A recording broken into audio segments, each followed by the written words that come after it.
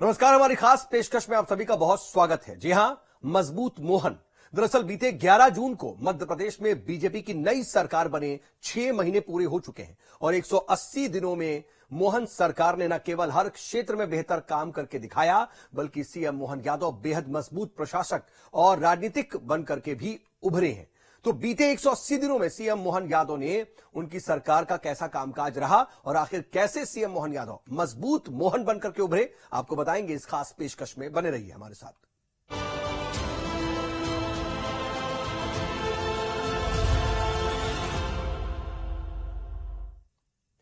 तो मध्य प्रदेश में नई सरकार ने सीएम मोहन यादव के नेतृत्व में अपने 6 महीने पूरे कर लिए और इन 6 महीनों में चाहे प्रदेश के हित में सख्त फैसले लेने की बात रही हो या लोकसभा चुनावों में 100% स्ट्राइक रेट के साथ सभी की सभी 29 सीटें अपनी पार्टी की झोली में डालने के लिए सक्रियता रही हो, सीएम मोहन यादव हर मोर्चे पर मजबूत मोहन बनकर उभरे। तो देखिए कैसा रहा मजबूत मोहन की सरकार का 6 महीने का कार्यकाल।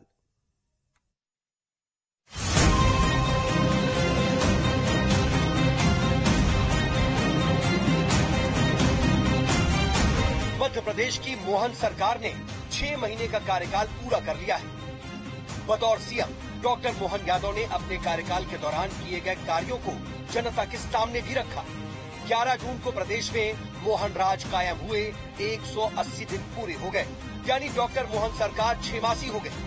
अभी वर्षगांठ में इतना ही वक्त शेष है, लेकिन इस कम समय में ही मोहन राज से उम्मीदें हजार बन गई हैं और सरकार से ये उम्मीद समाज के हर वर्ग को है।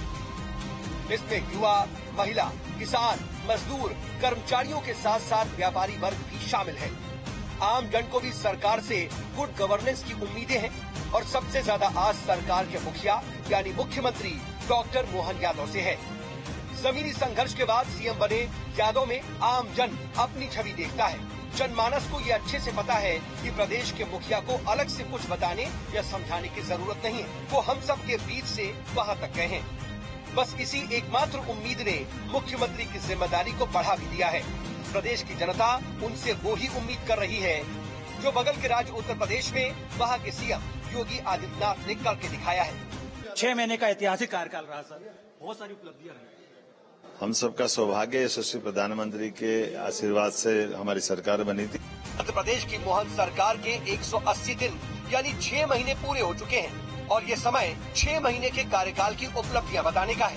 सीएम मोहन यादव के नेतृत्व में सबसे बड़ी उपलब्धि तो ये है कि मध्य प्रदेश में मिशन 29 पूरा हुआ है।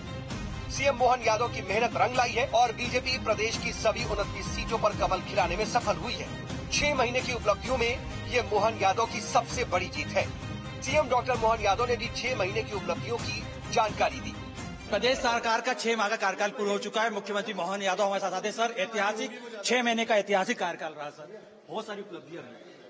हम सबका सौभाग्य यशस्वी प्रधानमंत्री के आशीर्वाद से हमारी सरकार बनी थी और जनता हितैषी के काम करते करते हम एक अच्छे मुकाम पे आए। अब जनता मूल्यांकन करेगी। दरअसल मुख्यमंत्री डॉक्टर मोहन यादव ने 11 जून को मंत्रालय में कैबिनेट मंत्री और अफसरों के साथ राज्य सरकार के 6 महीनों की उपलब्धियों को लेकर के बैठक की और आवश्यक दिशा निर्देश दिए। इसके बाद मुख्यमंत्री ने 180 दिनों के रिपोर्ट में बताया कि किसी भी योजना को बंद नहीं किया गया। लाडली बहना योजना के तहत 1 करोड़ 29 लाख बहनों के खाते में अब तक 9,455 करोड़ रुपए भेजे जा चुके हैं।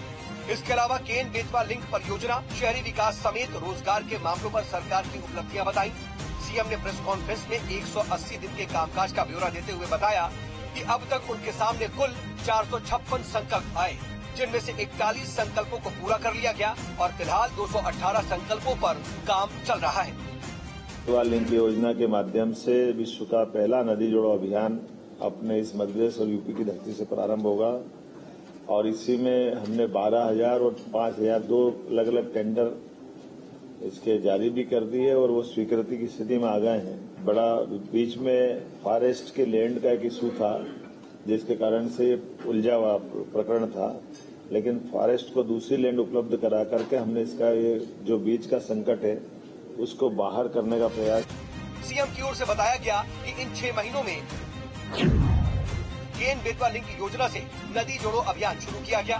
काली सिंध योजना का विवाद भी हल किया गया। 26% अधिक जीएसटी कलेक्शन हुआ। और किसानों के खाते में 1800 करोड़ रुपए डाले गए। वहीं किसानों को प्रोत्साहन राशि भी दी जा रही है। साथ ही 11,000 युवाओं को नियुक्ति पत्र भी सौंप दिए गए। साथ ही 7 लाख युवाओं को 5,000 करोड़ की राशि वितरित की गई और 10,000 करोड़ की लागत से 60 उद्योग इकाइयां शुरू की गई हैं। इसके साथ साथ 228 इकाइयों को 508 हेक्टेयर भूमि भी आवंटित की जा चुकी है और श्री अन्न उत्पादन के लिए रानी दुर्गावती योजना भी शुरू की गई और कानून व्यवस्था के लिए सरकार ने कई कड़े निर्णय लिए।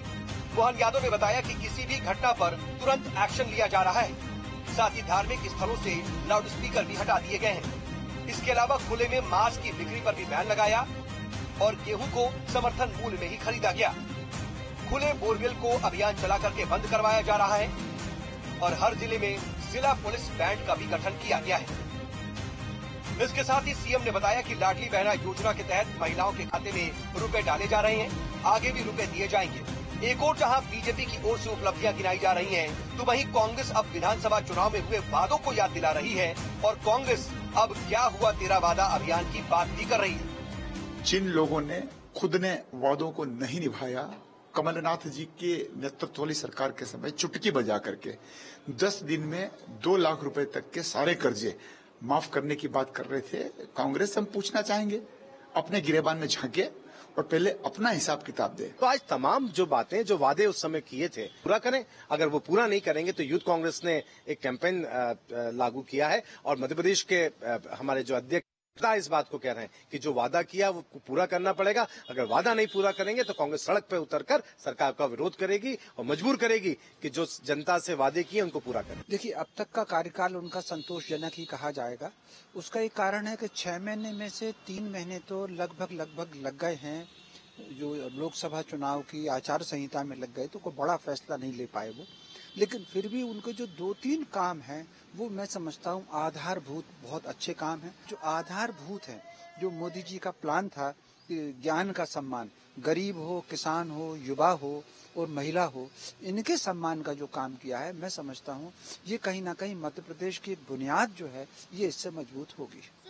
हालांकि 6 महीने की उपलब्धियों के साथ ही सरकार की ओर से आगे के रोड मैप की भी जानकारी दी गई और बताया गया कि प्रदेश के 2000 सरकारी कॉलेज अपने क्षेत्र में एक गांव को गोद लेंगे।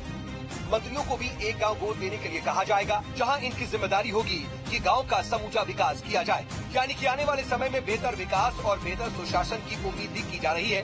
हालांकि मोहन यादव की 180 दिन की सरकार में 89 दिन आदर्श आचार संहिता के रहे, लेकिन इस कम समय में ही सरकार ने हर क्षेत्र में बेहतर काम करके दिखाया, जिससे सरकार से जनता की उम्मीदें भी काफी बढ़ गई हैं।